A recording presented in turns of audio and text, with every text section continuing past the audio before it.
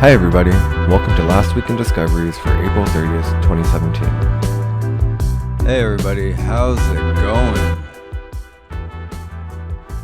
It is March 27th, 2020. I am your host, Justin JG on Twitter. This is the Jindo radio hour. This is, I think, the third. Is this the third or fourth broadcast? I think it's the third broadcast. Thank you for joining me. What a way to kickstart the weekend, yeah? I got a huge show for you today for the next 2 hours. I'm really, I've outlined the entire show, but it's going to be really hard to get to everything because there's just so much to get through.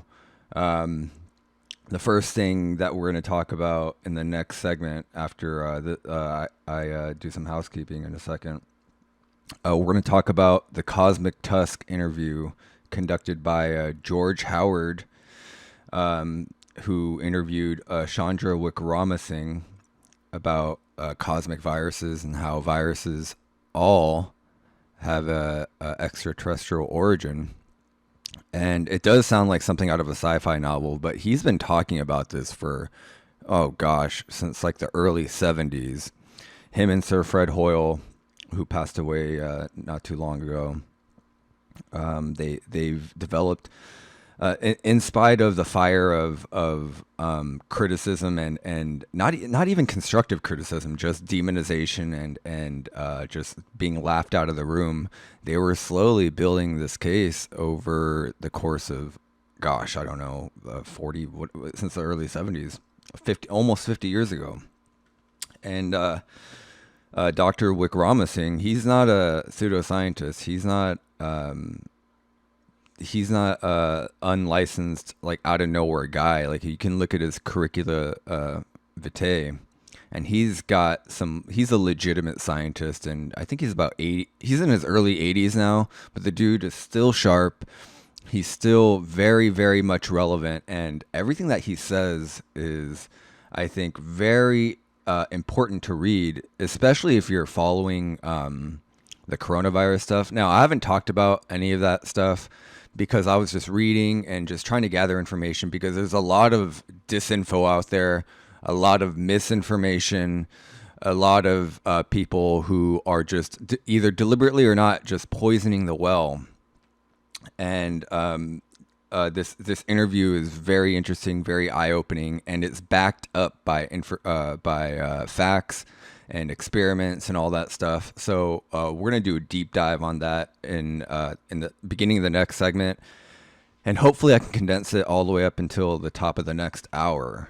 But I don't know if I can get through everything there, but I'll try my best. In the second hour, we're gonna talk more about. I'm gonna continue what I was talking about the past 2 weeks in regards to these ancient sites in South America. Last time I talked about Santa Elena rock shelter, and we were talking about Bruce Fenton's work in regards to that. But I want to go over the Pedra, Furada, and the Petra Pintada sites. And I did mention the Pintada site very briefly, and I think in the first radio broadcast. But I wanted to go back and go a little deeper into that. And we'll go through some quotes and some of their findings there, and why it's so significant in the broad scope of not just the Younger Dryas boundary, but just the peopling of the Americas, because it's such a entangled web. It's something that I think we should go over with a fine-tooth comb, and we're going through it site by site. So yeah, I'm gonna get into that in the second hour. At the bottom of the second hour, I'll try to fit in terra preta, which is that man-made soil that suddenly appears in the Amazon. I don't know. We're definitely not going to be able to finish that, but that whatever I don't finish will carry over to next week. Excuse me. And then, of course, listener comments and some stuff that I retweeted on Twitter. I wanted to incorporate some of that as well at the end, and get some interaction here. So if you guys are listening right now, please contact me on twitter.com/thejindo, or youtube.com/thejindo, bitshoot.com/thejindo, or you can send directly to me on Twitter to my personal account, JustinJG_ at Twitter. And if you guys have any comments or anything like that you want to add to the discussion here on the radio, now is the time to do it. I've had some people reach out to me in the past few weeks, and it made for some interesting discussion. One of which is Mr. Mario Simoni. Shout out to Mario again. I've been shouting him out every week now, but he's translating stuff from Italian into English, and very interesting articles, very relevant to what we're talking about. And if you guys are looking for stuff to read, definitely check out the stuff that Mario is posting. If you guys have run out of stuff, which is really hard, I've been doing a lot of reading since my hours have been cut at work because of the virus, and I haven't run out of anything yet. So, but if you guys are looking for stuff to read, definitely you should start out there. Mario posted some good stuff under. Just look up any of my recent videos on the channel, and you'll probably see Mario's comment at the top there. So definitely check that out. So before we end this segment here and we usher in the next segment, I just wanted to talk about a couple of things that I think that I've just been thinking about, not related to directly to science, but just some quotes that I thought were interesting. Actually, just one quote. And I want to preface it with a lot of people, I'm sure in your life, but people in my life as well, they make a big deal about getting older. They think it's like a net negative thing. And yeah, like if you look at the physics of it and the actual reality of it in terms of your body, yeah, your body's breaking down slowly, little by little. Some people like to frame it in a way where you're deteriorating, where you're losing yourself, and you're not at your prime or your peak, and then somehow you become irrelevant. And I've always had a problem with that growing up. And then once I started reading more ancient works, especially stuff from the ancient Greeks and Romans, and even stuff in China and Korea, the elders are they're critical in terms of their accumulated wisdom, how they help and support the quote the people in their prime, the younger generation, the up and comers, I guess, and the people who are firmly established, the middle-aged people who are still working and stuff like that. Their way of thinking was you look to the elders for wisdom and support.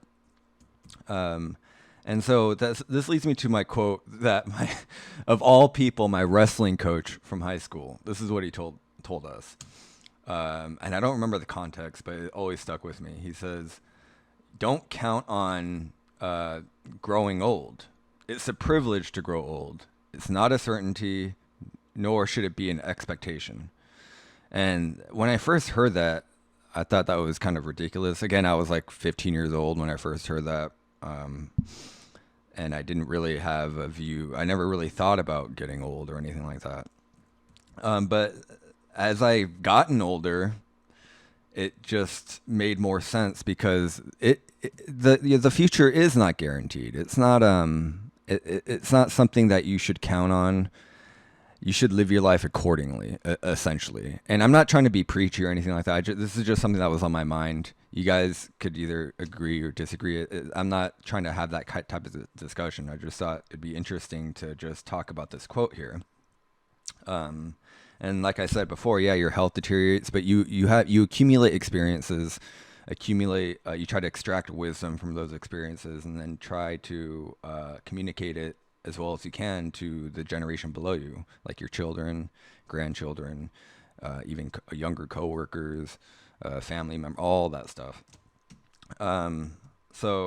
But I feel like a lot of that is disappearing, and that was on my mind a lot, especially in light of all like this pandemic, this quote pandemic that's going on. And then everything. I've been trying to keep up. I've been trying to learn as much as I can, not only about the virus, but about like the economic fallout and the social fallout. And a lot of people are doom and gloom. A lot of people are saying, yeah, even if the virus does blow over, which it will, just like all the other pandemics. But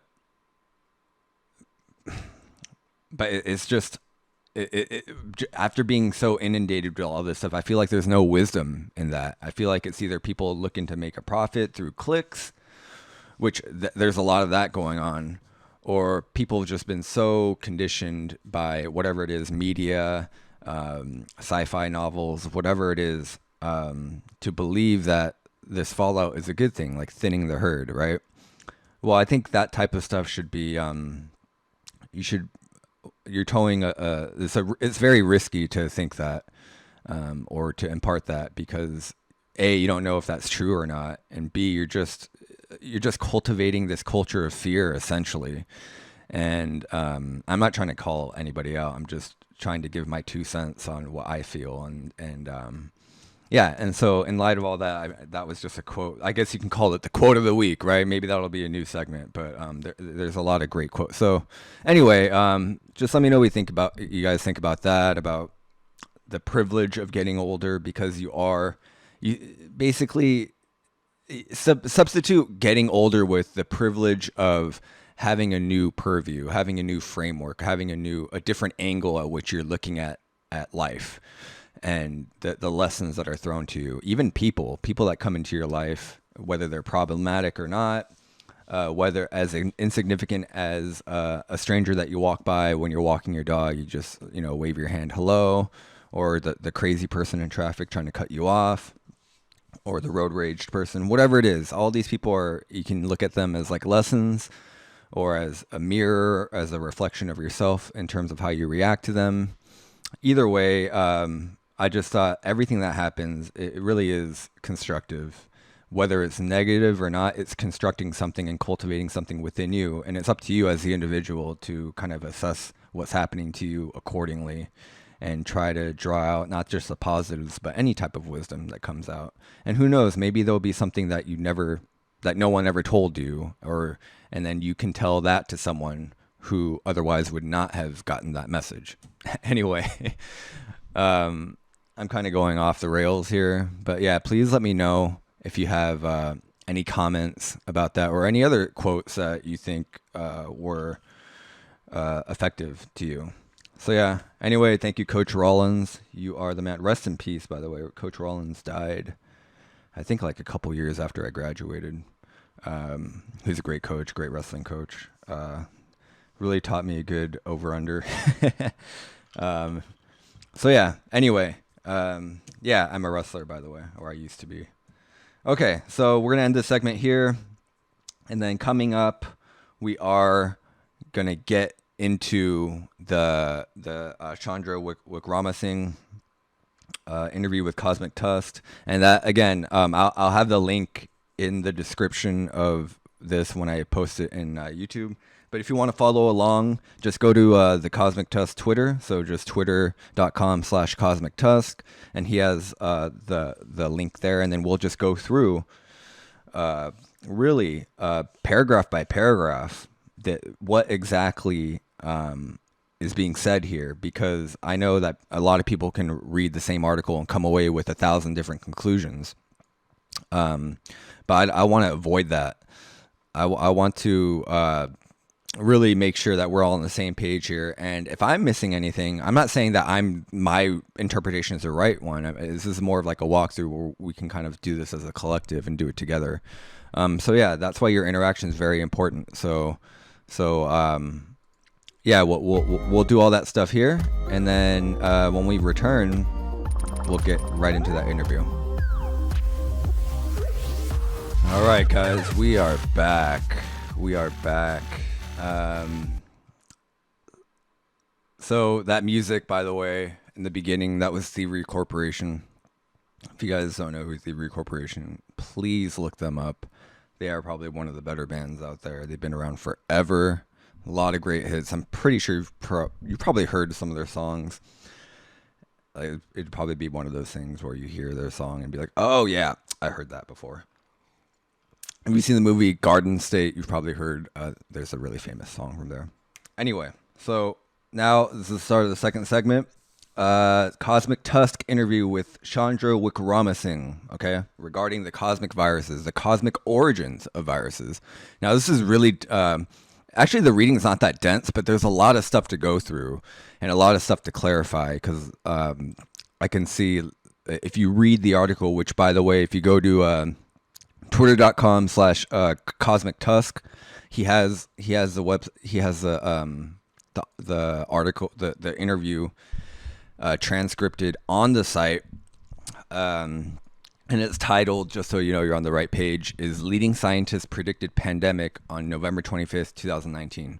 So it's not the fact that Mr. Or Dr. Wickramasinghe, it's not that he predicted it. That's not my focus here. I'm not big on predictions or anything, and it could be argued whether or not he directly predicted what's going to happen, but he did identify the environment, like the conditions of it, and that we were ripe back in November, a few months ago, before all this shit happened. He identified that we were entering some sort of the conditions were ripe for that to happen. So, and we're going to get into all that right now. So, we're going to start out with the stark warning that he made. Right, this is back in November 25th, 2019. So this is what he says. On the basis of this data, there appears to be a prima facie case for expecting new viral strains to emerge over the coming months, and so it would be prudent for public health authorities to the world over to be vigilant and prepared for any necessary action. So I don't know if that's like a bold prediction. It's, to me, a clear prediction would be there will be a coronavirus on this date, right? He didn't really say that, but he all but did that, essentially. He was just saying that the conditions were ripe. We need hardly to be reminded that the specter of the 1918 devastating influenza pandemic stares us in the face from across the century. So he goes on to say, more intriguing is the discovery of bacteria and microbes in unlikely places such as the stratosphere, 30 to 40 kilometers above the surface of the planet. And he also mentions the stuff on the ISS, the International Space Station. There's this, he finds biomass, basically. Microbes were accumulating on the International Space Station itself, which was very interesting because it's kind of hard to imagine the microbes being lofted up from the Earth's surface. It's more than likely than not the other way around, where it comes from the cosmos and then down, and it gets pulled down into the Earth's atmosphere. So it's not going up; it's coming down. That's the first thing to really wrap your head around. And remember, Dr. Wickramasinghe was saying this since the 1970s. Him and Sir Fred Hoyle. And if you guys go to the Cosmic Tusk website, he has all of this laid out. He has all of this. He has all the papers that they wrote on this, all the published documentation in like stuff like Science, like these really legitimate articles. So again, viruses, ET, and the octopus from space: the return of panspermia. So that's Stephen Fleischfresher. This was published in Cosmos. So again, taking this idea of viruses and with an extraterrestrial origin. If you guys believe in panspermia or directed panspermia, which is deliberate panspermia in a sense, then all this should resonate with you. All this is very interesting. And again, this is not sci-fi. This is all experimentation, the results of experimentation and observations. Okay, this is not bullshit. This is actual mathematics and physics and all this stuff. Okay, so again, Wickramasinghe is a Sri Lankan polymathematical scientist who's 81 years old. Okay, he's been doing this for over half a century now. And he's maintained since the early 70s that the viruses rain more or less constantly to Earth from space and infect our planet's fauna. So over the course of between the 1970s to the early 2000s, Sir Fred Hoyle and Dr. Wickramasinghe, they start conducting this research and start coming up with this evidence for panspermia and diseases from space. Okay, their ideas obviously were either suppressed or they were laughed out of the room, but they just kept going and going. They published more than 70 papers concerning panspermia and disease from space in academic journals such as Nature and others. So the mainstream evidence in support of the ability of life to sustain and be transmitted from space has grown exponentially since this controversy, okay? Which, by the way, some of the stuff that he cites, Wickramasinghe, in the interview that we'll detail soon. We haven't even started the interview yet. I need to give you guys a kind of like a background of this to really get the most out of the interview. He cites stuff from way back from like the days of Thucydides, and it's very interesting stuff and is very relevant. So yeah, this is an ancient controversy. Despite the new evidence, their predictions have now been forgotten. For instance, here's a biological scum collected from the surface of the International Space Station. There's like a picture of that there. So again, these guys are legitimate guys. They are not pseudoscientists. These guys are firmly entrenched academics, okay? You can just see their CV, which is posted on the website. So research fellow, Caltech, 1965, professor of mathematics, Vito Daya, University of Ceylon, 1966, visiting for all. This just goes on and on all the way up until 2020. Okay, that's the CV of Dr. Wickramasinghe. So this is a legit guy. All right. So on November 25th, 2019, I already read the warning to you. Okay. So he's talking about very relevant and inexpensive mitigation measures such as widespread outdoor spray disinfection, which I think if you guys have seen some of these videos, I think as early as maybe in January, there are these videos surfacing of in China of these people, the medical personnel, whoever it is, spraying disinfection, almost like this fire hose spraying like Lysol or something like that, right? It's not Lysol, but it's something. And a lot of people thought that was like Orwellian, or just looked. It wasn't a good look. It looked pretty scary. These people in like hazmat suits and stuff spraying this stuff around the city. But this actually is, according to Dr. Wickramasinghe, this is actually a good practice. And then it was repeated in South Korea as well, the spraying of public areas. And it's a good control measure, essentially. So that's because there are trillions of viruses making, quote, infall from the troposphere in winter months. So this is a known thing. This is a documented thing where there are viruses just raining on us constantly. And you can even see it in the ocean. If you just take a handful of water from the ocean, that'll be filled with millions and millions, maybe even billions of bacteria and viruses that are not. None of these are native to the earth, guys. They come at some point in the past. They come down into the Earth's atmosphere, and then from there, Darwinian evolution takes place, allegedly. Okay, this is all alleged, but okay. So let's just get into the interview here.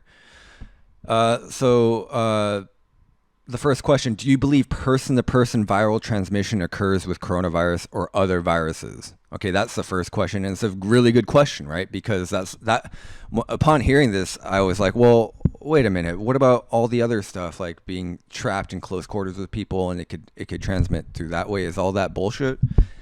No, and the answer is that part is not. It still transmits from person to person, or even animal to person. But he says, Wickramasinghe says, this new virus can be infective only on very close contact. Okay, the many cases occurring simultaneously on cruise ships or chalets and ski resorts can be explained if clouds carrying the virus come down in local regions. And we'll go into where those clouds come from. Okay, it has to do with comet impacts and all that other stuff, which again, we'll talk about all these recent flybys. I did a few episodes about the close flybys of these, I guess you would call them like these close encounters with these comets. Okay, as we pass through not just the Taurid meteor stream, but all kinds of other streams. And then a few years ago, you guys remember the Oumuamua thing? That was a weird event as well that I don't fully understand still, but that's just another example of how often these extraterrestrial objects come close to us. And although they didn't hit us, there is cosmic debris that does fall down. But anyway, I'm kind of getting ahead of myself here. So these can be explained if clouds carrying the virus come down in local regions. As for freak super spreaders, he thinks the super spreader thing is a myth. If a group of people were exposed to a cloud of the virus and became simultaneously infected from a non-human environmental source, there would be a dispersion in the times before illness shows up. So yeah, the super spreader thing, it's not just one. He's not saying that it's just one person who's infected is infecting a bunch of people. Rather, that one person is probably exhibiting symptoms and stuff first, but really got infected at the same time as others who were in the vicinity of this cloud. Okay. The incubation period would have statistical spread, so no one case will appear first. So he goes on. He writes these two books, Diseases from Space, 1979, and Evolution from Space, 1980. Those are two books that, if you're looking for something to read and you're interested, you guys should definitely school yourself on this stuff, on these two books here, because this theory, there's a lot of moving parts here, and you really have to understand where Dr. Wickramasinghe is coming from when he talks about this, okay? And you have to really be able to identify what he's saying is bullshit and what is legit. And it's not like everything the mainstream is saying about viruses is wrong. It's just that their origin is not from the Earth. That's the main crux of this thing. The theory in those two books, the theory is introduced that comets carry bacteria and viruses, and that impacts by comets were important for both the beginning of life on Earth and for its further evolution. Again, panspermia. The idea of panspermia is tightly linked to this, okay? The first point to make is that the standard view that life originates spontaneously on Earth in a primordial soup or in deep sea thermal vents has no evidence whatsoever to support it. Let me repeat that, okay? The standard view of the primordial soup or deep sea thermal vents in which life spontaneously originates has no evidence whatsoever, okay? That is true. Every experiment that has been done to demonstrate this possibility has been a dismal failure, okay, for more than 50 years. Scientists have been trying to demonstrate this, trying to prove this for more than 50 years. They're trying to recreate it, but it hasn't worked. The molecular complexity of life, or the information content of life, is of an exceedingly specific kind and is super astronomical in quantity. Okay? So the origin of life could not have happened on Earth. That is the main crux of this. And if you understand, if you come away with anything here, come away with that. All right? That the origin of life cannot have happened on Earth. And I think a lot, it's very easy to understand, I think. I don't think it's that difficult to understand. It's a lot more parsimonious explanation than just we arose out of the spontaneously out of nothing. That, I think that is a very risky view to have because there's so many holes in it. A few years ago, the very oldest evidence of microbial life on Earth was discovered in rocks dated 4,300 million years ago, or 4.3 billion years ago. This was at a time when the Earth was being relentlessly pounded by comet and asteroid impacts, okay? So is that a coincidence? Okay? Is it a coincidence that the earliest evidence of microbial life on Earth happened at the same time that there are comet and asteroid impacts every hour on the hour for millions of years? So again, that right there is probably the most direct explanation of panspermia right there that did happen on Earth. Because why? We found them in rocks. Okay, there's geological evidence there. Whereas with the other primordial soup evidence, that's just a theory. There's no hard evidence to support that. Okay. The subsequent evolution of life happened against the backdrop of new bacteria and viruses being introduced via comets, adding new potential for evolution. Okay, let me read that again. The subsequent evolution of life happened against the backdrop of new bacteria. Okay, the new bacteria and viruses that were injected into the earth 4,300 million years ago via comets, right? Adding new potential for evolution. All right, so basically try to imagine the earth as just let's just call it a bowl, right? Let's just call it like a soup bowl, okay, of water. Even water came from a comet, so let's just call it that. And then now we have all these ingredients. These ingredients did not just arise out of just this bowl of earth, this clean slate of earth. These ingredients were brought there through the cosmos, okay? And then from there, they were the building blocks, and then that's where physics starts kicking in. That's where all like Darwinian evolution starts to kick in with these new cosmic genes, all right? So that is what Dr. Wickramasinghe is saying. So with all that in mind, just try to marinate on that, because I'm still marinating on that. There is no doubt cosmic viruses are in our genes. Have you guys ever heard the term "we are made of the stars" and then someday we'll return to the stars? Well, there's a lot of truth in that, and this is one of those nuggets of truth.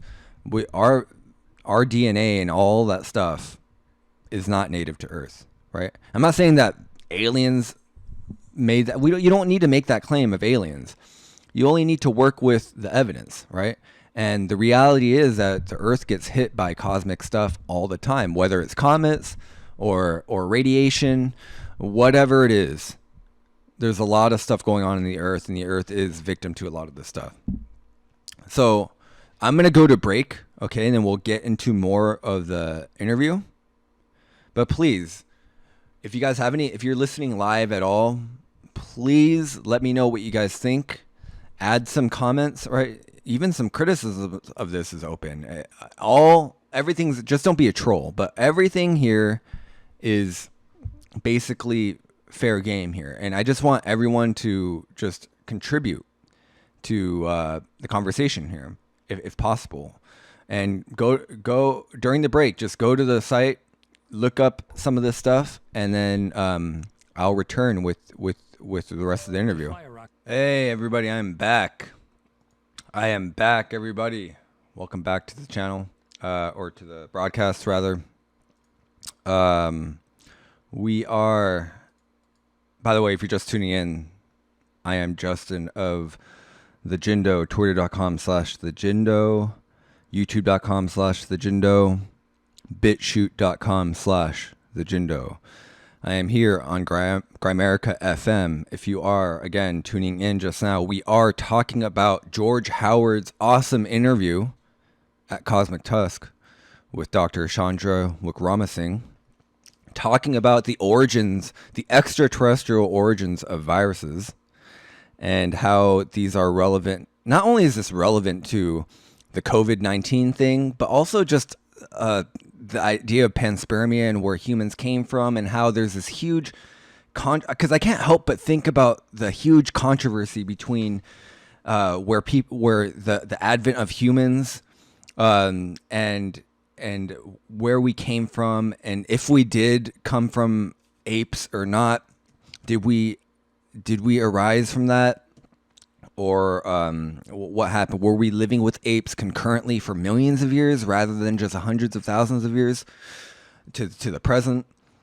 Really, if you were to ask me that 10, 15 years ago, I would say for sure we branched off from apes. But as all this stuff comes out, as everything comes out, and I read Michael Cremo's book a long time ago. And I don't really cite Cremo's work because he's talking about dates like 40 million, 50 million years ago, stuff like that humans were living concurrently. And I'm very reluctant to talk about stuff that is just pure speculation. But this not directed panspermia, but this panspermia thing and the origins of viruses is really eye-opening. And it really does make me think about the possibilities of all this, because now, given all the facts that we just went through the past segment, man, I almost feel like all bets are off now, and we should just really consume some of this data and really try to see how it integrates in our view. And again, I want to get a taste of your views, see what you guys think. Is this bullshit? Hey, feel free to say that, but just don't be a troll about it. Just say what you think as honestly as you can, just for the sake of discussion, for the sake of sifting through these ideas, and for the sake of just accepting or rejecting things that make sense or don't make sense to you. So in the last segment, we left off about how, there's no doubt that cosmic viruses are in our genes, and how the Earth at one point was, I don't want to say clean slate, but it was a lifeless, I guess not a barren wasteland, but it just didn't look like the way it did today or during the Cambrian explosion. Before that, it was just, I guess, a sterile environment until there was a window of time anyway where it was sterile, and then it was just bombarded with these cosmic impacts, and from the cosmos on these comets and meteorites, asteroids, whatever you want to call it, there lived these microbes and bacteria and viruses that could survive in a vacuum, and they made their way to Earth, and then that's when Darwinian evolution and the laws of physics, all that stuff started taking place and guiding this material through evolution in space-time. So let's just go on with the interview here, because there's no way I'm going to be able to finish this by the start of the second hour. So we're just going to extend this to the second hour, baby. We're just going to go through, because I think this is really important. And I know I was going to talk about the Pedra, Furada stuff and the stuff in South America. I will try to get to that hopefully at the bottom of the second hour, but this is just too important to not talk about, because it's so far-reaching. It's not just about viruses, guys, and it's not just about the Chinese Wuhan virus or COVID-19, whatever you want to call it. It's not just about that. It's about how this all figures into our overview of not just archaeology, not just biological sciences, but everything. It's like a perspective changer, and I think it's really important. So here's another question that George Howard asked. What are all those big brains and esteemed virologists missing in the data? So why has this been overlooked, right? What, aside from dogma and stuff like that, but technically speaking, what is it that they're missing in their data that is vital to their interpretation of the origins of viruses and such? So this is what Dr. Wickramasinghe says. It is only relatively recently that scientists have been able to fully grasp the enormous magnitude of the microbial and viral content of the terrestrial biosphere. Okay, so it has not been established for a long time. Okay, it's only been recently. And again, if you guys know anything about academia and science, it moves at a snail's pace. Okay, so that's one of the main reasons why there's a lot of missing, vital elements missing in their data. Okay, and they don't really understand the magnitude of this, because it's far-reaching. It all starts with microbes. Okay, so if everything, this is just me talking. If everything, in terms of life anyway, in existence on Earth, if it all starts with intergalactic microbes, cosmic microbes, then that's something that is really fundamental to understanding how life came about. Okay, so I cannot stress this enough. We know, and this is Dr. Wickramasinghe continuing. We now know that a typical liter of surface seawater contains at least 10 billion microbes, as well as some 100 billion viruses. Okay, the vast majority of which remain unidentified and characterized to date. And then if you're on the website, there's a link to some articles there, if you want to see some substantiated claims in scientific literature, essentially. He continues, 2 years ago, an international group of scientists collected bacteria and viruses that fell through the rarefied atmosphere near the 4,000 meter peaks of the Sierra Nevada mountains of Spain. Okay, let me read that again. 2 years ago, okay, the scientists collected bacteria and viruses that fell through the atmosphere to the 4,000 meter peaks of the Sierra Nevada mountains of Spain. Okay, so they were able to collect actual organisms. Okay, they arrived at an astonishing tally of some 800 million viruses per square meter per day. Calling that a bombardment is an understatement. Okay, and an associated slightly smaller tally of bacteria, all of which, of course, ultimately fall to Earth's surface. Okay, and there's another link there. The assumption normally made is that all such viruses and bacteria necessarily originate on Earth's surface and are swept upwards in air currents. Again, I mentioned that earlier. The bacteria and viruses that they found on the ISS in low Earth orbit, how could it rise up from the Earth and go through the atmosphere into low Earth orbit? How could that happen? In terms of physics, the physics doesn't add up.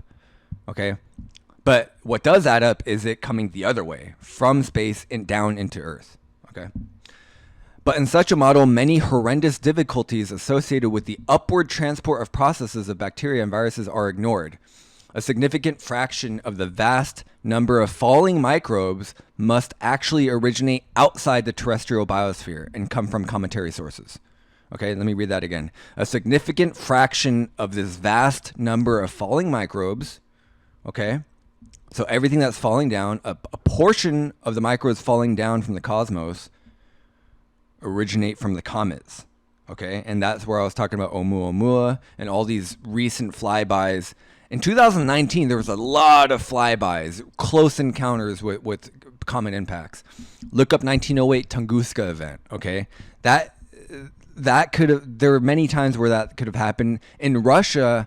If I recall, a few years ago, someone got on their cell phone camera very mini version of the Tunguska event, which basically was this comet that exploded in Earth's atmosphere.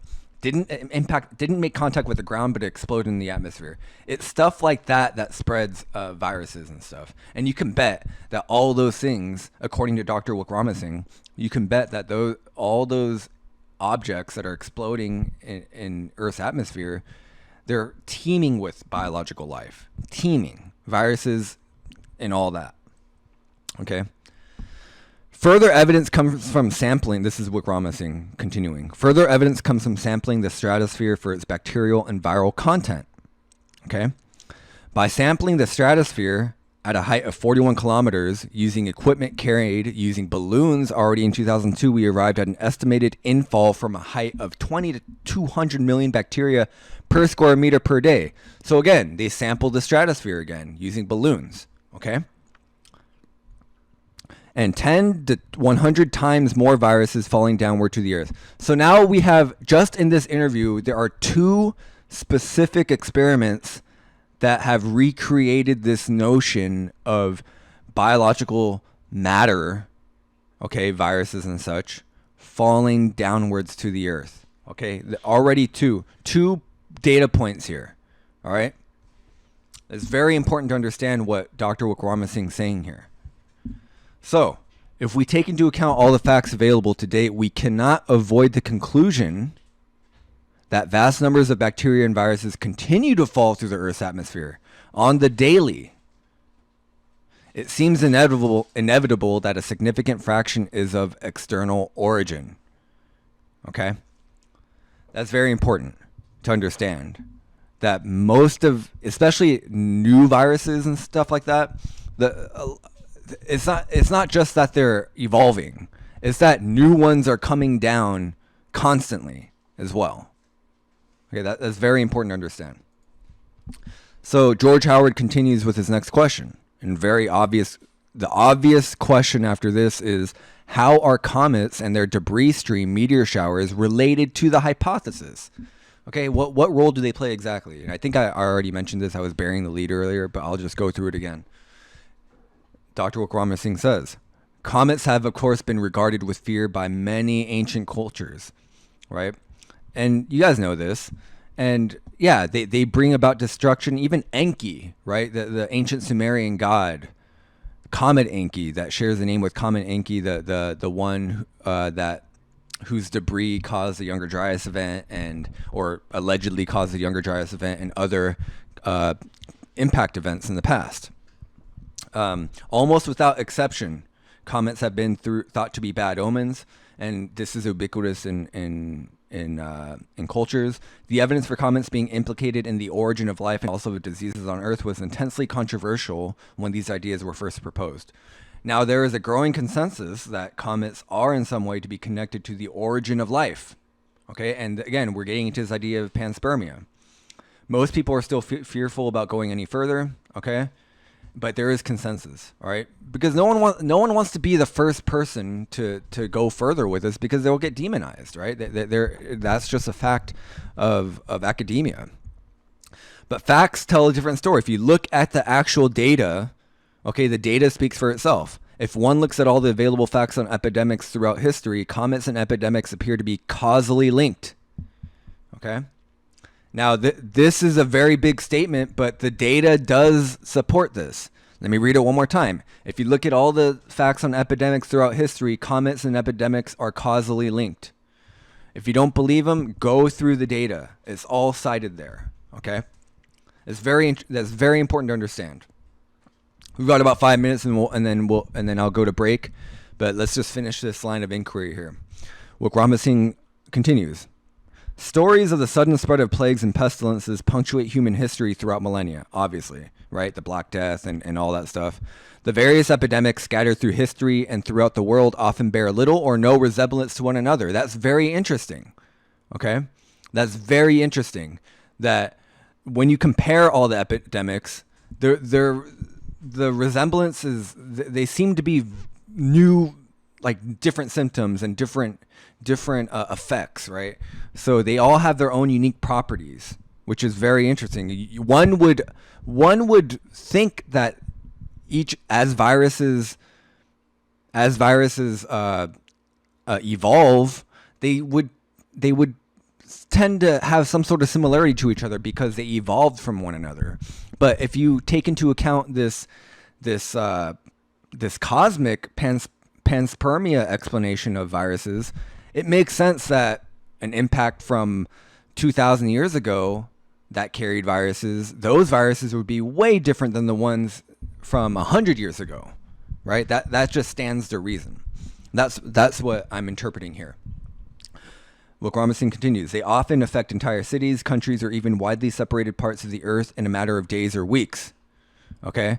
So the quickness with which it spreads it almost doesn't make much sense. Even if you're talking about the Silk Road and the ancient modes of transportation, they didn't have airplanes at the time, but it's always odd that it spreads in almost random parts of the earth in a matter of days or weeks. Okay, just really quick. Even in the ancient world, is weird. Okay, and we'll get into that more in a second. And there's a modern example here. But first, we'll talk about the Greek historian Thucydides. So in his writings, he describes an epidemic, the plague of Athens of 429 BC. Okay, this is right around the Peloponnesian War. There's a lot of misinfo going on. As such, in any type of global or regional conflict, there's always some sort of misinformation. Okay, and it's very interesting to see what Thucydides says. It is said to have begun in that part of Ethiopia above Egypt, on the city of Athens that fell suddenly and first attacked the men in Piraeus, so that it was even reported by them that the Peloponnesians had thrown poison into the cisterns. So again, this is around the time of Peloponnesian War. There's a lot of weaponized rhetoric going on, and you can see, if you extrapolate just from history, that type of stuff is going on now.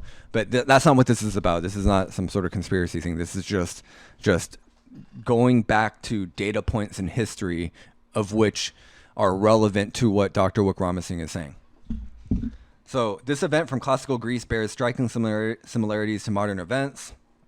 Thucydides writes that many families were simultaneously struck by a disease with a combination of symptoms hitherto unknown.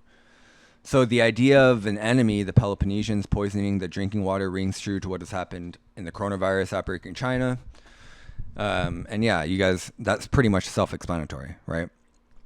But then the rapid global spread is the weird thing about this, okay? And I have about a minute here. So let me just go through this real quick. The extreme swiftness of transmission is hard to comprehend if, as is usually supposed, infection can pass only slowly from person to person or be carried by vectors such as lice and ticks, and more recently monkeys, bats, or snakes. Okay? So it is hard to comprehend the swiftness of this transmission if you don't invoke the cloud theory, the theory that this cosmic debris hits the surface of the earth in different parts, right?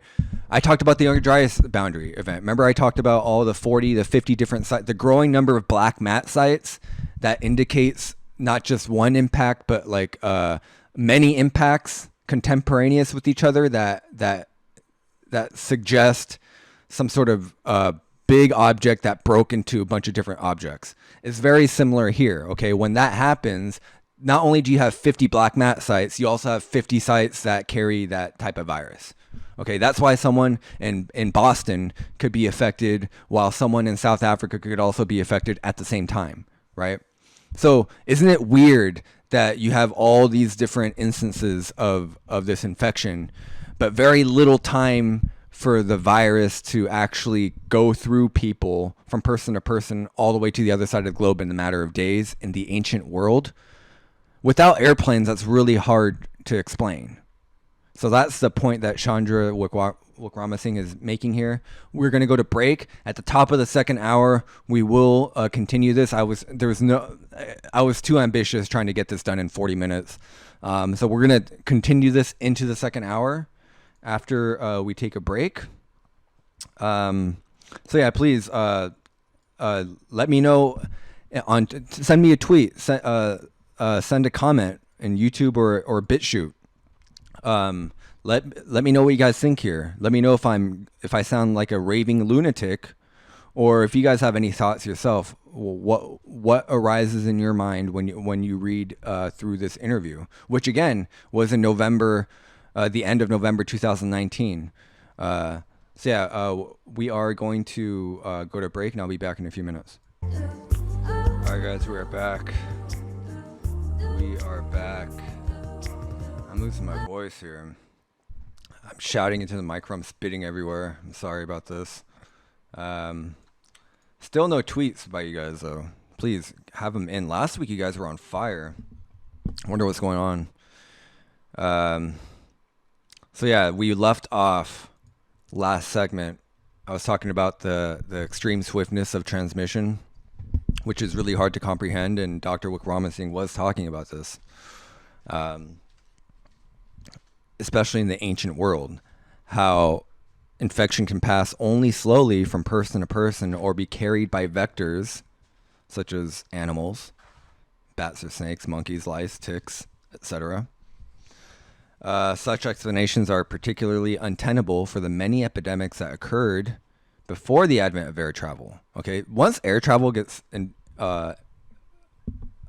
introduced in the 20th century, these explanations become, a little bit, it makes a little bit more sense, but they didn't have airplanes back in the ancient times. They didn't have airplanes in the 15th century or the 17th century, right? Which, by the way, the influenza, the first case in recorded history of influenza was around the 1700s. That's surprisingly young. And then for the common cold, it's the 1500s is the first recorded case. That surprised me. I thought those things were just around since humans have been around, but those are relatively new. Okay, that's another thing to really digest on. Anyway, so let's continue here. I don't want to run out of time. We're already only 45 minutes left in the transmission here. So Dr. Wickramasinghe continues The general belief that is by no means well proven is that major pandemics such as influenza start by random mutation or genetic recombination of a virus or bacterium, which spreads across a susceptible to population by direct person-to-person contact. Okay? Again, this is the general belief, right? Major pandemics start by random mutation.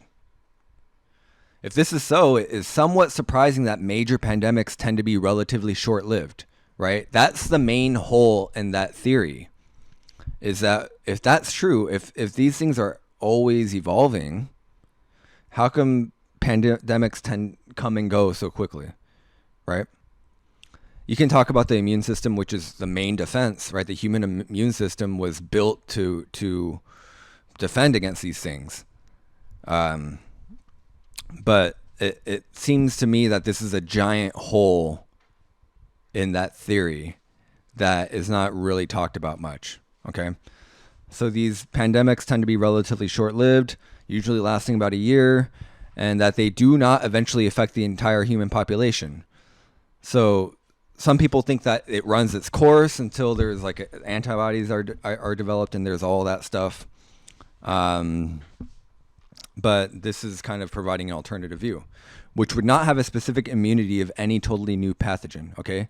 So we might argue then that a primary cometary dust infection is potentially the most lethal, and that secondary person-to-person transmissions have progressively reduced virulence, resulting in a diminishing incidence of the disease over a limited period. So infections of a human population could occur directly by contact with infected meteoritic dust from an exploding cometary bolide, or indirectly by the original cometary infection passing first to rats, lice, primates, bats, snakes, which can act as intermediaries. So, in other words, if a human population were to be infected by the viruses that come from this cosmic dust from an exploding comet, it could happen that way, or another species could pick it up and then pass it to us later. So don't get it twisted here. The spread of viruses is a very real thing. Okay, this is just how they first get introduced to the biosphere, is through comet impacts. Okay, this is very important. So then we start talking about the Spanish flu here. One important piece of historic evidence that emerged 101 years ago relates to the great influenza pandemic of 1918 to 1919, the Spanish flu, right? That caused 20 to 30 million deaths worldwide. So here's some data, and this is from Dr. L. Weinstein. There's a link here. If you're on the Cosmic Tusk website, you can go check that out. And this is what Dr. Weinstein says. Although person-to-person spread occurred in local areas, the disease appeared on the same day in widely separated parts of the world on the one hand, but on the other took days and weeks to spread relatively short distances. Okay? So again, think about the Younger Dryas impact theory, for example.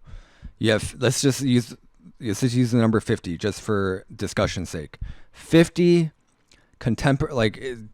impacts in the same day, all spread across all the world, okay?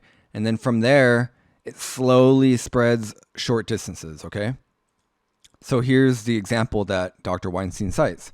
The Spanish flu was detected in Boston and Bombay, India on the same day, okay? But took 3 weeks before it reached New York City, despite the fact that there was considerable travel between the two cities. So Boston and New York are they're geographically, they're very close to each other. But how can you explain Boston and Bombay, India, which is clear across the other side of the earth, how could they both have Spanish flu at the same time? How could it both risen at the same time? And then it took forever for it to spread to New York. That's really hard to explain in the current paradigm. But if you invoke Dr. Wickramasinghe's work of panspermia and cosmic impacts that carry viruses, then it becomes a little bit more reconcilable. You can kind of understand a little bit better how that could be possible. It was present for the first time at Joliet in the state of Illinois 4 weeks after it was first detected in Chicago. Okay, so it took a month for it to go from Chicago to another city in Illinois. The distance between those areas being only 38 miles.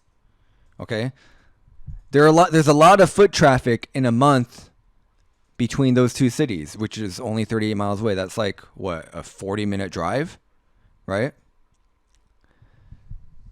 So again, it's really hard to explain that under the current paradigm. So the lethal second wave of the influenza pandemic of 1918, thus showing up on the same day in Boston and Bombay, defies the realities of human travel at the time. Okay? So this is before the advent of air travel, like I was talking about before. It was impossible for people to transfer the virus from Boston to Bombay or vice versa. Okay? That in 1918, that would not have happened so fast. In one day, a new virus or genetic trigger for a circulating virus, okay, that's very important, clearly fell through the sky simultaneously in locations that were separated by tens of thousands of kilometers. All right, that is a fact. That is in the data, okay? No one wants to explain that, though, because no one wants to be the first nail that gets hammered by the scientific community. That's basically what this boils down to. They know, but people are well aware of this. People in science, anyway, especially in the mainstream. These gatekeepers, right? We've talked a lot about gatekeeping science on this channel, especially when it comes to softer sciences like archaeology. But this is a hard science here. So it's really hard to quibble this evidence. Over the following 12 months, the infective agent probably became dispersed through the troposphere and came down with an expected seasonal modulation across much of the world. Meaning it came down and then it spread through some of the population, not all the population, but some, and then it just disappeared, right? So this is interesting. The abrupt appearance in the literature of references to particular diseases is also significant to recall, in that they probably indicate specific invasions of new pathogens. Thus, the first clear description of a disease resembling influenza was recorded in the 17th century, which I mentioned earlier. And the earliest reference to the common cold in the literature was about the 15th century. Okay? So just to give you that perspective, the earliest reference that we have to the common cold was around the time of Genghis Khan.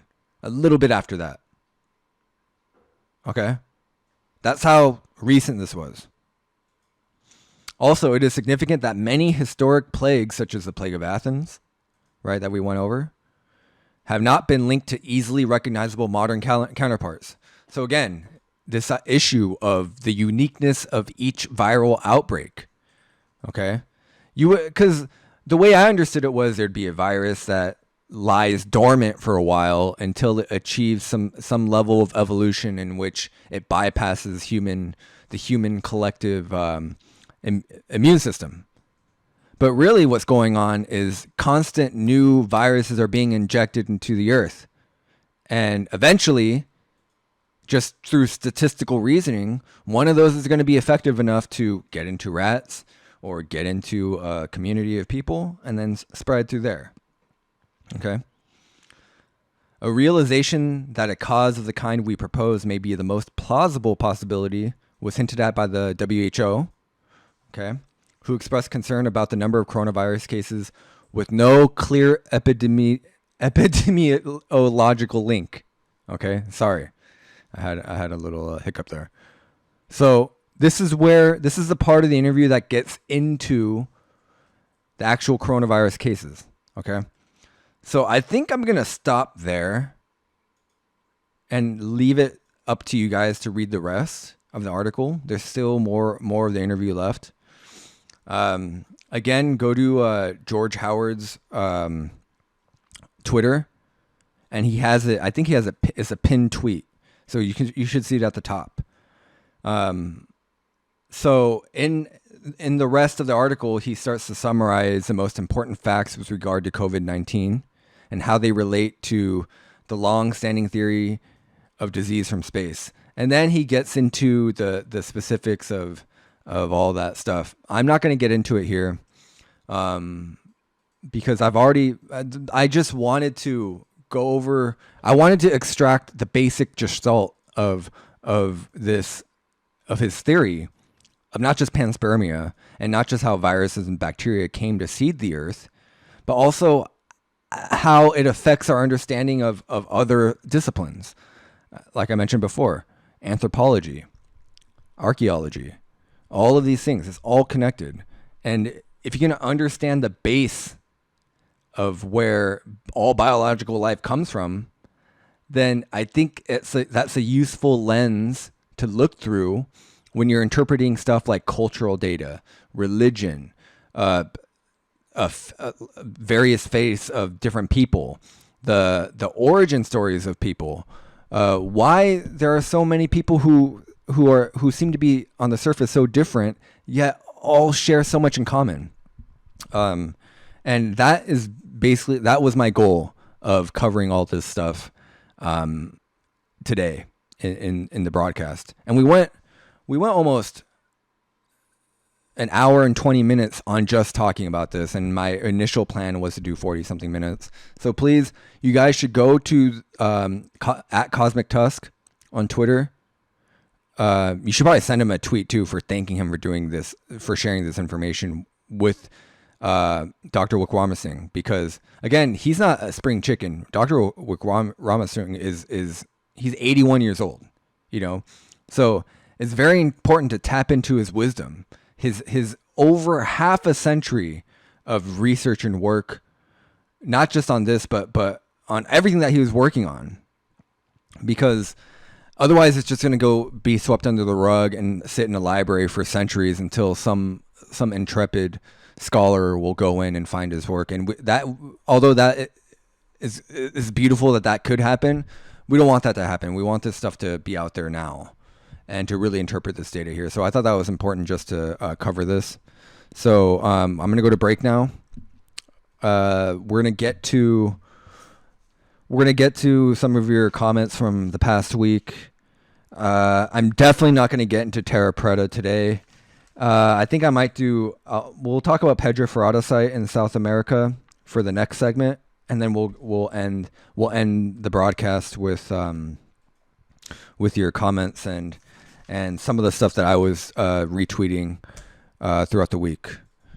So yeah, definitely go leave a comment. Go follow Cosmic Tusk, guys. If you haven't followed Cosmic Tusk already, you don't know what you're missing. He's got a ton of great information. If you're somebody who wants book lists or book reviews or reading material, Cosmic Tusk is a great site. Alternatively, you can go to Graham Hancock's site too. He has a book list as well. You can go to Sacred Geometry International and read up on that if you want to dive deep into some of Randall Carlson's work there. But if you guys are really looking for stuff to cover, then you should really read up on that stuff. So anyway, we will be back after this break here. Enjoy the music. All right, guys, we are back. The one comment that I got was about that song that we just played, which was that was Tupac Shakur, I Get Around. I think that was 1994, I think. Yeah, so I think a lot of people don't know, just as an aside, a lot of people don't know who Tupac is anymore, I don't think. Yeah, very, very significant artist there, especially right after he died. Like, his stuff just blew up right after that. But yeah, that's an entirely different episode on an entirely different subject regarding music. So if you guys can leave some comments relevant to the subject, or if you guys are just digesting, that's fine too. I mean, that was a lot of stuff that I went through, even though it took me twice as long to get through it. That's a lot of stuff to digest. And I would highly suggest reading not just the interview itself, but the accompanying material that is cited. And those two books that I mentioned before by Sir Fred Hoyle and Dr. Wickramasinghe. So, yeah.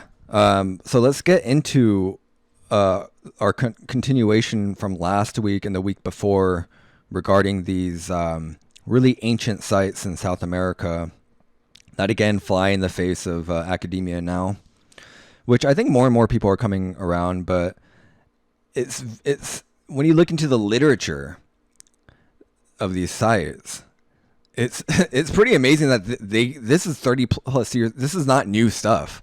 All this has been in the record for 30 plus years, since the 80s and in some cases the 70s. I'm not talking about the virusing. I'm talking about these ancient sites of habitation in South America. And the Pedra Furada site is very interesting. So if you guys want to look this up and follow along, just pull up the map of Pedra Furada. That how you spell it is Pedra Furada, and just look at the geographical location. If you guys recall, last week we did the Santa Elena site. That was one of the 4 that we did, and then the week before that, I think we did Monte Verde. Just look at them on the map, and they're just, geographically speaking, they're not that close to each other, which is another wrinkle in the data, which should speak to how far-reaching was this? Were these bearers of this genetic marker, this Australasian signal that we've been talking about for a while now? So, if you guys don't have access to a computer, if you guys are like doing yard work or doing something or working out or something like that, and let me just describe the geography here. So Pedra Furada is 2,000 kilometers northeast of Santa Elena, the rock shelter that we were talking about. And some of this work, okay, is based on the work of Niedi Guidan, who's an archaeologist who has spent 40 years excavating hundreds of these painted prehistoric rock shelters, okay, which you can now find at, they've created a national park in Brazil, which is called Serra da Capivara National Park, okay? That's in the Brazilian state of Piauí. All right, so if you guys are in Brazil, you guys should totally check that out. So Guidan has been convinced for years now that humans arrived in South America much earlier than 20,000 years ago. And again, 20,000 years ago, just for the climatological context here, it was right smack dab in the middle of the LGM, the last glacial maximum. So, and at that time, no one was living in the continental United States or South America, according to the mainstream. But this is in 1986, okay?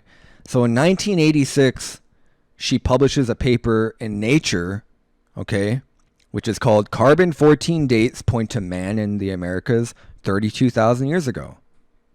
Okay, this is 1986. And this is published in Nature, guys. This is not bullshit. This is all in the record, okay?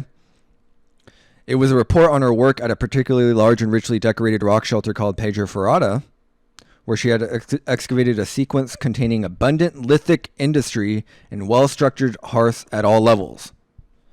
Okay? So she excavated this. So she documented the continuous human occupation over the entire period from 6,160 years ago to 32,160 years ago. That's a lot of digging, guys. That's a lot of work. That's a lot of excavation. That's 40 years worth of excavation. It's really hard. That's a lifetime of work. And it's such a shame that it doesn't get any attention at all. So I would highly recommend you go back and look at Guidan's work. But here's a comment she had about this conclusive evidence of rock paintings that at the time were dated to 17,000 years ago. Okay? Here's what she says. This pictograph indicates the practice of rupestral art, which is a fancy way of saying rock art, at the time, and makes the site of Pedra Furada the most ancient rock art site known in America and one of the most ancient in the world. Okay, this is 1986. She's saying this, guys. So, flash forward 17 years later to 2003. So, Guidan and her other researchers complete a further study. They expand on this. So the results of this study push back the date of human presence at the site to 48,500 years ago. So nearly 50,000 years ago, people were living at this site and they were painting themselves. Okay? The only other site that I can think of that is relevant, shows itself in the geology, is the stone shelter in modern day Australia that I did almost a year ago now. Okay? So go figure, guys. Go figure. There are people living 50,000 years ago painting on walls, okay, of themselves. All right? So again, this is all confirmed. This is not hoodoo bullshit. This is not fabricated evidence. This is in the record, guys. Okay? So the point is that Guidon did not see any reason Beringia, which is the heart of the Clovis first model and the main source of where the incoming genetics of people were coming into North America and hence South America, was through Beringia. But Guidon was saying way back then that Beringia shouldn't be the only route of entry. There's no reason for that. This is what she says. Everybody is willing to give humans the abilities necessary for voyaging across to Australia about 60,000 years ago. Why then would it have been impossible for them to pass from island to island along the Aleutians? Just as one example. We have no justification for converting the humans who peopled the Americas to a single state of being where they could do nothing but follow herds by land route. And that's a great thing to point out. Where if you accept that they were anatomically modern humans, which we could all accept, right? It wasn't that long ago. Allegedly 15,000 years ago that they were the earliest people were crossing the Beringian Strait. They were probably smart people with their own instincts, their own proclivities, their own decision-making processes. Why do we just limit them to they just followed the herds through a land route? That seems to be a gross underestimation of their abilities as individuals and anatomically modern humans. Their hardware, in other words, was just like ours. Okay? It's just that their software, their cultural software, was different. Okay? But we don't know what their cultural software was entailed. So why reduce them to just following the herd? That's what she was saying in 2003 and 1986. Okay? Let me just finish this off. So in the past, we talked about geneticists Richard Skoglund, David Reich, right? We talked about Professor Willerslev. But she, anticipating these speculations, she brings up the cranial morphology, the brain cases. We talked about brain cases, I think, 2 weeks ago. Okay?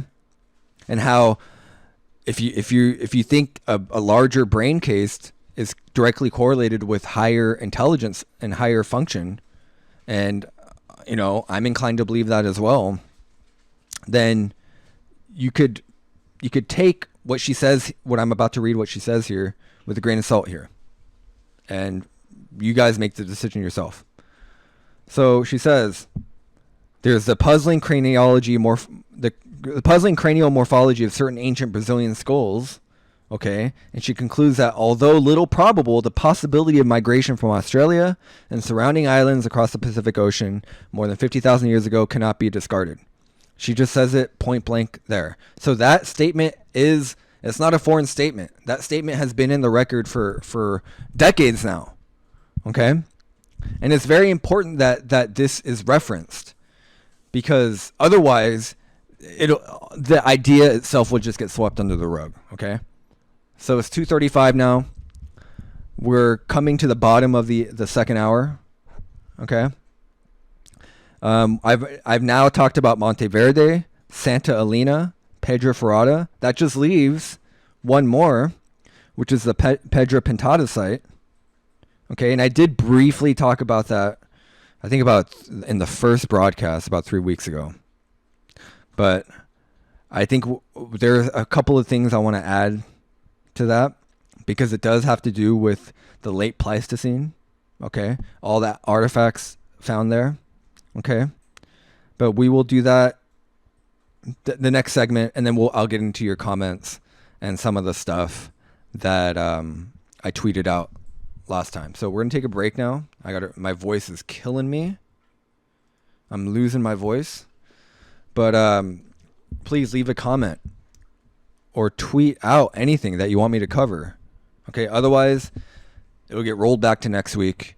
And if you had something, or if you're listening to this after, because right now we're live, obviously, but if you're somebody who's listening to this after the fact, which most of the people are, go ahead and take the time out.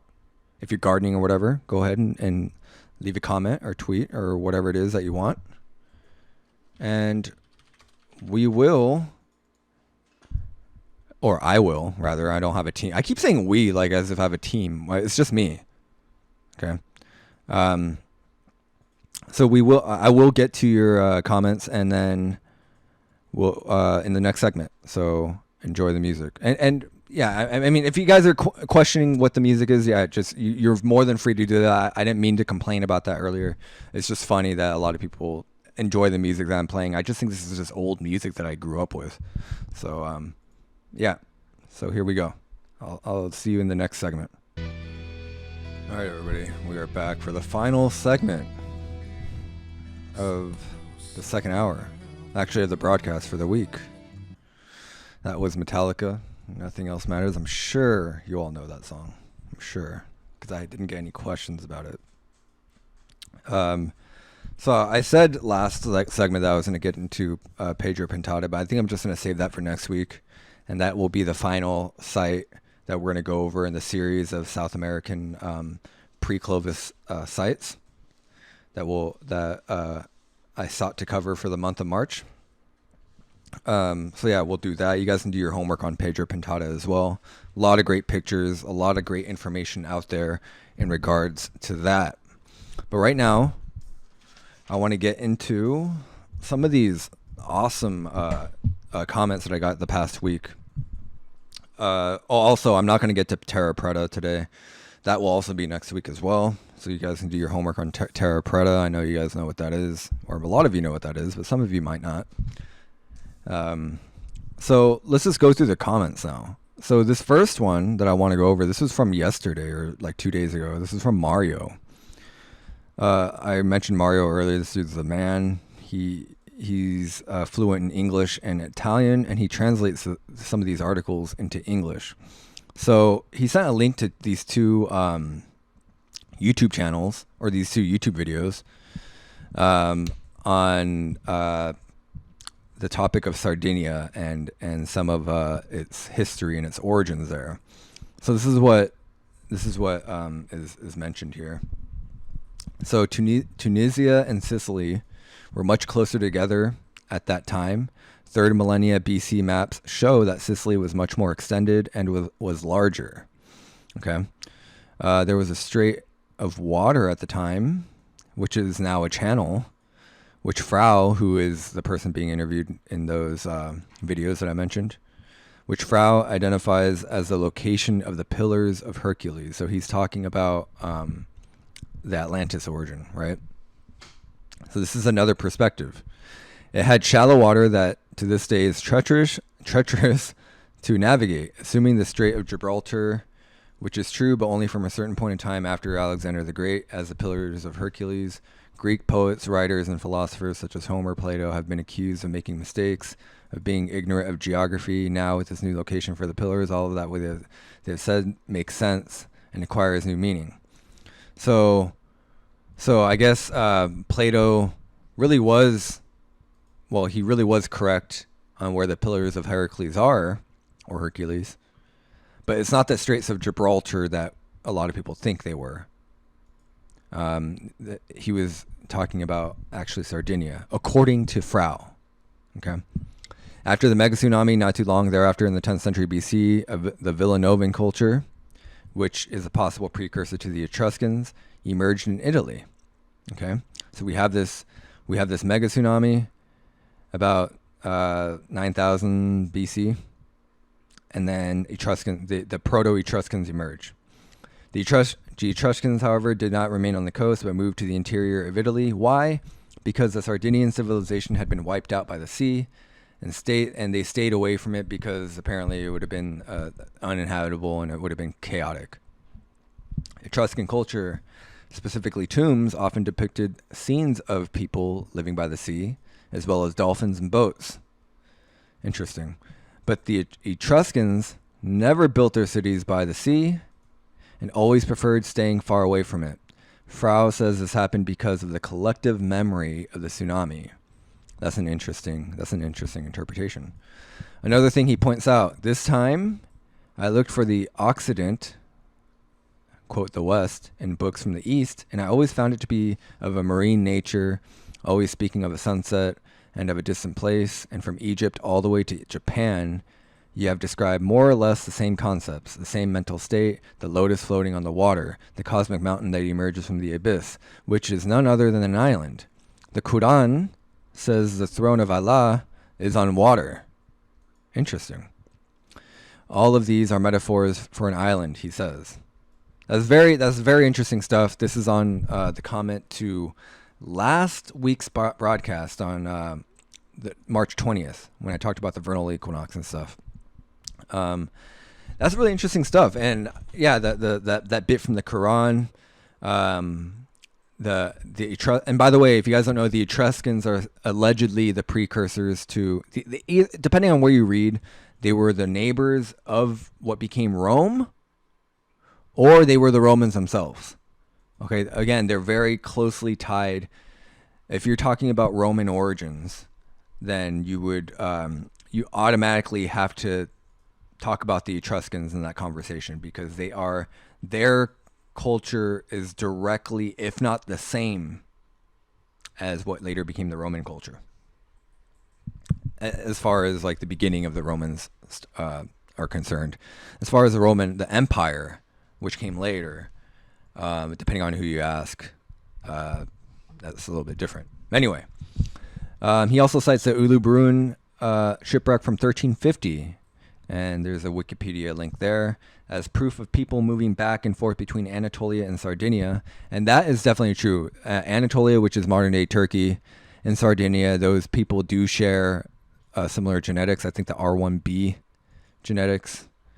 And that may be why some people think it's propaganda, which I think is that's an interesting, that could definitely be true.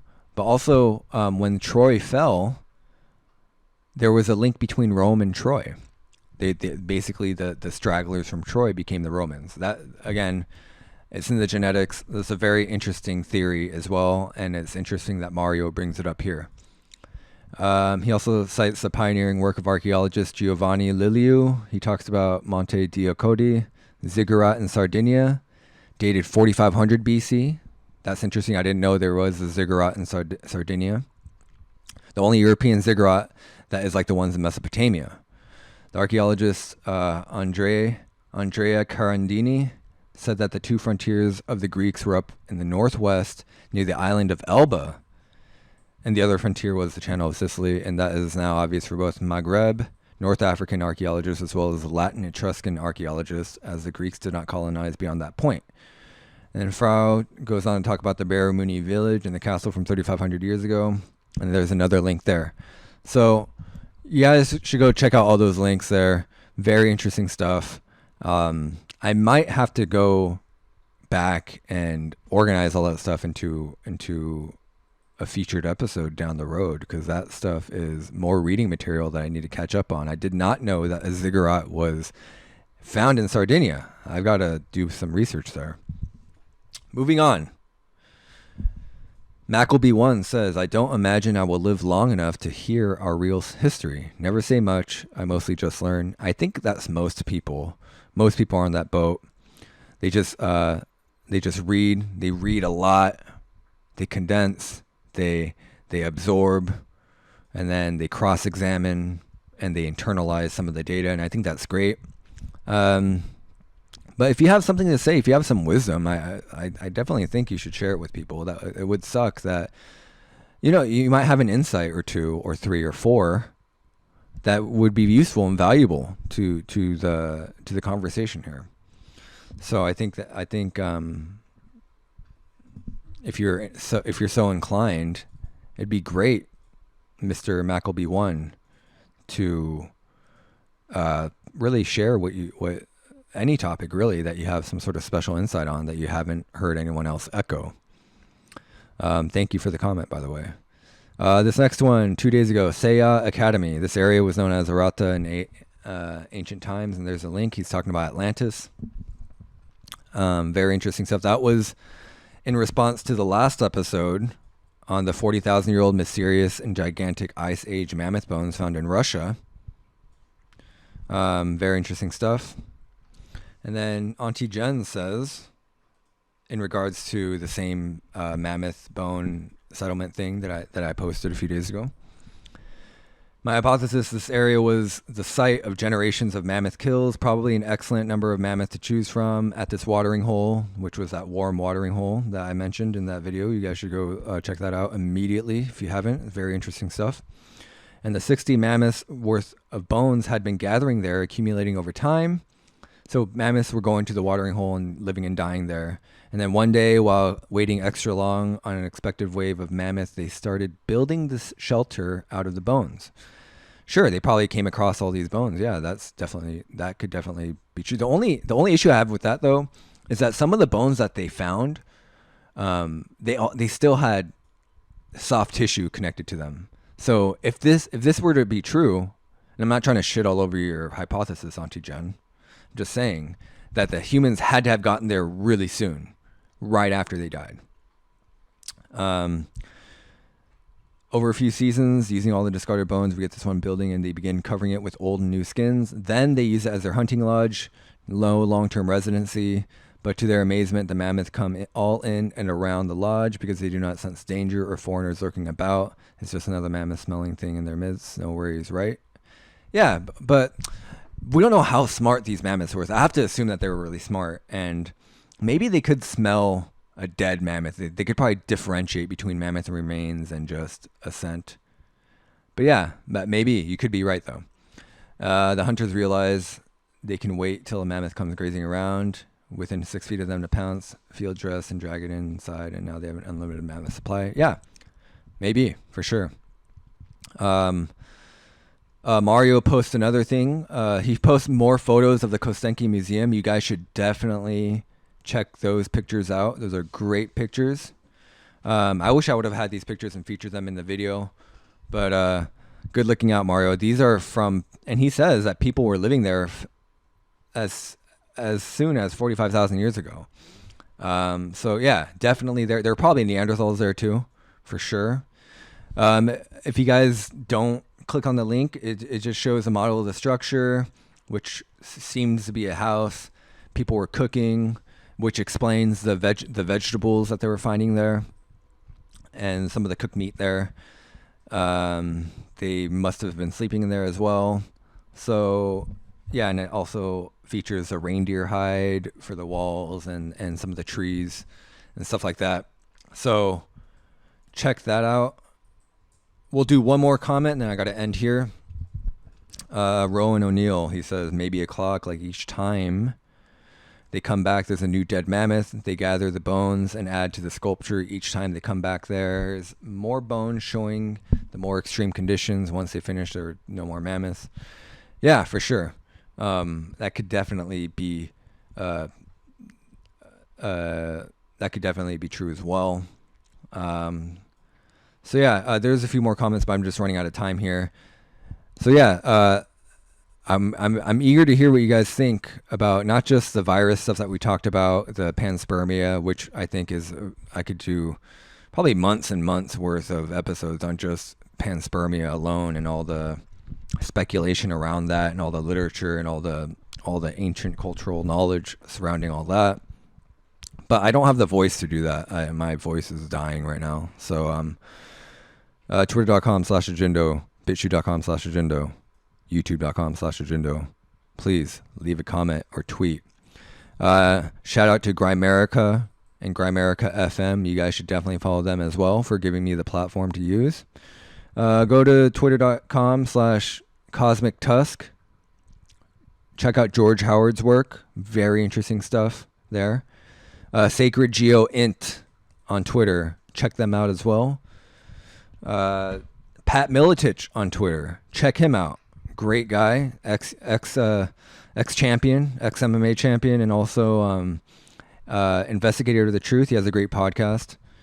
And I'll see you guys next week. We will talk about that Terra Preta. We will talk about Pedra Pintada, just to conclude our ancient pre-Clovis sites of South America. And yeah, keep sharing and liking and leaving comments. I appreciate the interaction. And I will play you guys out with some Nas here. So yeah, I'll see you guys later.